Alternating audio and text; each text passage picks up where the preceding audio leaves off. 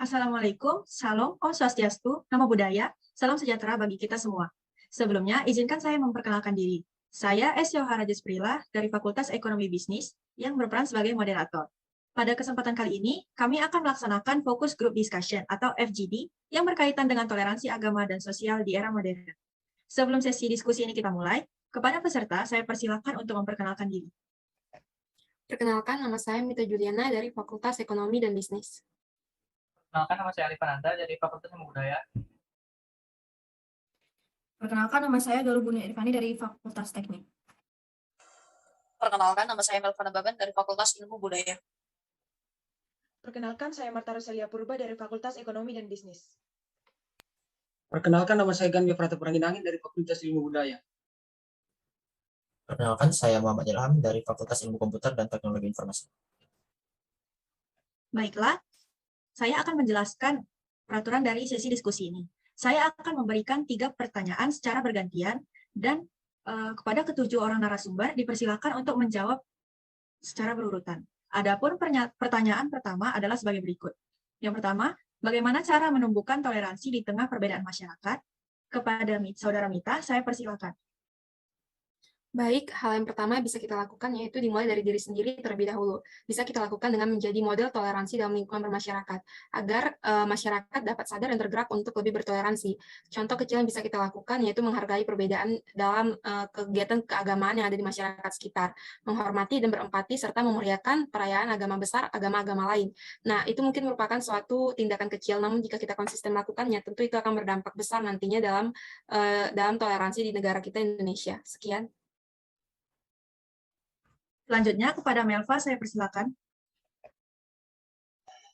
Baiklah, menurut saya, cara menanamkan nilai toleransi di tengah perbedaan masyarakat yaitu dengan menanamkan semboyan Bhinneka Tunggal Ika yang memiliki arti berbeda-beda tetap satu, di mana kita sebagai masyarakat tidak hanya sekedar mengucapkan lewat mulut saja, tetapi kita harus memahami maksud dari kata tersebut dengan cara kita menghargai satu sama lain dan memahami apa itu perbedaan. Dan selanjutnya yaitu menanam nilai nasionalisme. Sekian dari saya. Selanjutnya kepada Ilham, saya persilakan. Menurut saya, cara menumbuhkan toleransi di tengah perbedaan masyarakat antara lain adalah meningkatkan literasi di tengah masyarakat. Misalnya, mempelajari kebiasaan ataupun kegiatan yang sering dilakukan orang yang berbeda keyakinan. Kurangnya pengetahuan akan sesuatu menciptakan masyarakat yang pemikirannya kurang terbuka. Hal ini mengakibatkan kurangnya empati dan rasa toleransi di kalangan masyarakat. Kedua, mengikuti kegiatan-kegiatan sosial di sekitar lingkungan, misalnya dimulai dari lingkungan sekitar tempat tinggal, agar tercipta hubungan yang baik antar masyarakat. Terima kasih, saya kembalikan kepada moderator. Baiklah, kita akan masuk ke pertanyaan kedua. Apa peran toleransi dalam lingkup agama dan sosial? Dan kalian dapat menyertakan dampak-dampak, misalnya dampak negatif dan positif maupun dampak jika toleransi tidak ada. Pada Alif, saya persilakan. Menurut saya, peran sikap toleransi ini di dalam lingkup agama dan sosial sangat berdampak. Jika saja tidak ada sikap toleransi, ini tidak akan terjadi seperti sila ketiga, yaitu Persatuan Indonesia, yang membuat kita menjadi terpecah belah. Dampak adanya sikap toleransi ini sangat penting. Jika saja sikap ini selalu digunakan, maka tidak akan ada perbedaan di tengah masyarakat sekarang. Selanjutnya, kepada Galuh, saya persilakan. Menurut saya, peran toleransi di lingkup agama yaitu untuk membuat suasana atau situasi yang harmonis dan meningkatkan kesatuan antar masyarakat yang berbeda keyakinan atau agama.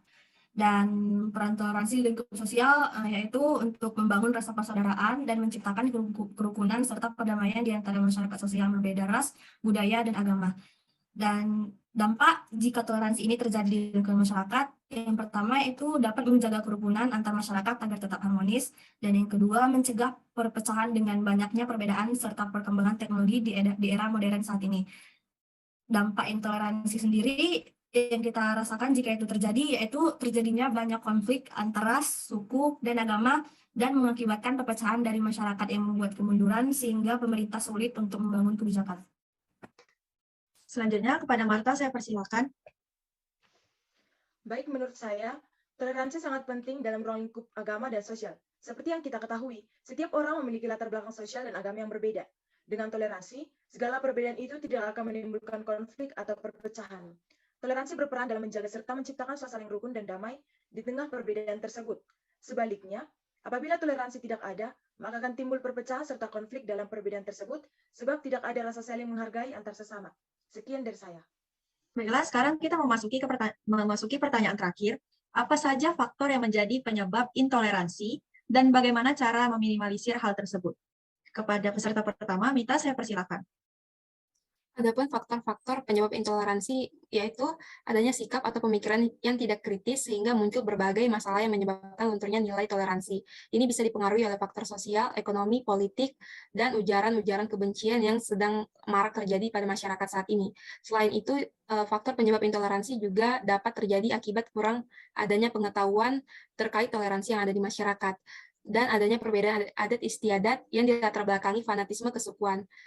Selain itu, faktor penyebab intoleransi juga adanya ketidakadilan pemerintah dalam menangani berbagai masalah atau konflik yang terjadi. Nah, pemerintah ini cenderung memihak kepada salah satu kubu karena ada alasan tertentu seperti uang, agama, maupun ras tertentu. Sekian dari saya. Baik, selanjutnya kepada Melva, saya persilakan. Baiklah, menurut saya faktor intoleransi terjadi karena sifat egoisme yang tinggi. Yang kedua, ketidakpedulian antara satu sama lain. Dan ketiga, individualisme, apalagi di era globalisasi sekarang ini.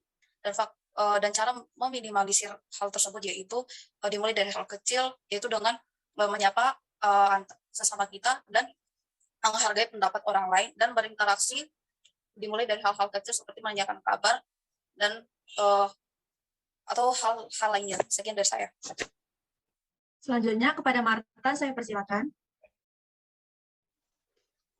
Menurut saya, faktor penyebab intoleransi itu adalah karena kurangnya rasa saling menghormati dan menghargai, kurangnya pengetahuan akan pentingnya toleransi, serta adanya rasa egoisme yang tinggi, sehingga menganggap rendah orang lain yang berbeda agama, suku, atau ras.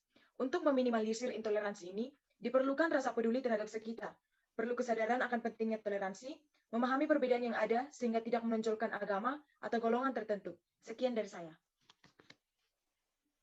Selanjutnya kepada Gandhi, saya persilakan. Menurut saya munculnya intoleransi disebabkan oleh 4 faktor. Yang pertama, pandangan keagamaan sekalian, kedua popularisme agama, ketiga politis dan memanfaatkan agama, dan yang keempat yaitu pendirian rumah ibadah yang dilarang atas dasar agama sehingga menimbulkan intoleran. Cara minimalisir tersebut adalah tidak memaksakan kehendak diri sendiri kepada orang lain, peduli terhadap lingkungan sekitar, tidak mementingkan suku bangsa sendiri, atau sikap menganggap suku bangsanya lebih baik. Baiklah, selanjutnya kepada Ilham, saya persilakan. Baik, menurut saya faktor penyebab adanya intoleransi antara lain adalah kurangnya pengetahuan masyarakat mengenai toleransi itu sendiri, lalu adanya sikap individualis atau mementingkan diri sendiri, yang dimana masyarakat cenderung mementingkan egonya sendiri daripada memikirkan pendapat-pendapat orang lain. Dan cara meminimalisir hal tersebut adalah meningkatkan literasi tentang toleransi dan pengetahuan mengenai toleransi itu sendiri, lalu peduli dengan lingkungan sekitar. Selanjutnya saya kembalikan kepada moderator. Oke, kita telah mendengar berbagai macam pendapat dari narasumber kita mengenai cara menumbuhkan toleransi, peran toleransi, dan berbagai faktor penyebab intoleransi. Dari situ kita dapat menarik kesimpulan bahwa kita sebagai mahasiswa, ada baiknya kita mengetahui pentingnya toleransi, dan kita harus dapat menerapkan serta mengedukasi orang-orang sekitar kita. Toleransi dapat dimulai dari berbagai hal kecil seperti saling tolong-menolong, tidak memandang perbedaan, ikut memeriahkan hari-hari besar keagamaan yang lain, ikut mengetahui budaya suku lain, dan berbagai sikap sederhana lainnya. Dari sana kita dapat melihat bahwa Indonesia yang kaya perbedaan, baik kaya perbedaan suku, agama, budaya, adalah Indonesia yang indah. Baiklah, telah selesai FGD kita yang dilaksanakan pada hari ini. Terima kasih banyak kepada seluruh peserta yang telah meluangkan waktunya dan bersedia hadir untuk ikut serta dalam kegiatan ini. Semoga kegiatan kita dapat menjadi edukasi bagi masyarakat luas. Pada akhir kata, saya memohon maaf apabila ada kesalahan kata dalam pengucapan, dan terima kasih.